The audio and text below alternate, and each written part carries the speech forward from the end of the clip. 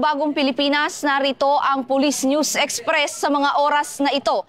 Kasulukuyan ay nandito tayo ngayon sa St. John Cemetery dito sa San Juan City, kung saan makikita natin na ilan sa ating mga kababayan ay bumibisita na sa kanilang mga mahal sa buhay. At ang ating mga kapulisan naman ay handa na sa pagpapanatili ng kaayusan at kapayapaan para sa Undas 2025. Bilang bahagi ng pinaigting na seguridad sa paggunita ng Undas 2025, nagsagawa ng inspeksyon si PNP Highway Patrol Group Director, Police Brigadier General Hansel Marantan sa San Juan Cemetery ngayong araw.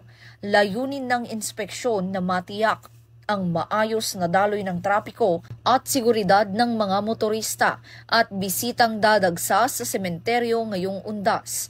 Kasama ng opisyal ang mga tauhan ng HPG at lokal na pulisya upang tiyakin ang kahandaan ng mga itinalagang checkpoint at rerouting scheme sa paligid ng St. John Cemetery. Ayon kay Police Brigadier General Marantan, nakahanda na ang HPG at buong kapulisan upang tumugon sa anumang emergency at matiyak ang ligtas Undas 2025. Ang PNP po ninyo ay handang-handa ngayon. We have seen the best practices of the past. Kasi hindi naman ito bagong undas, hindi lang naman ngayon nag-undas eh.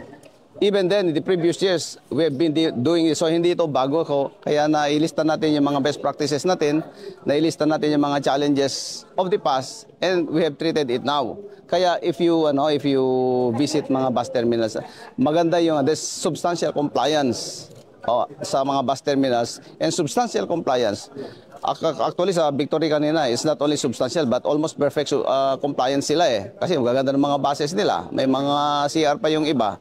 Bago pa. So the roadworthiness of the motor vehicles ay tama.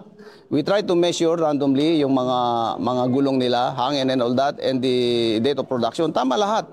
So kung tama ho lahat yung mga nakikita natin, we expect na there's safe travel. Dagdag pa ni Police Brigadier General Marantan, hinimok niya ang publiko na sundin ang mga alituntunin ng trapiko at tinitiyak niya na mananatiling visible at aktibo ang mga tauhan ng HPG sa mga pangunahing kalsada upang gabayan ang mga motorista at mapanatili ang kaayusan at kaligtasan ng publiko sa panahon ng undas. Mula rito sa San Juan City, ako ang inyong PNN correspondent, Patrolwoman Fe Octaviano, alagad ng batas, tagataguyod ng Balitang Pulis.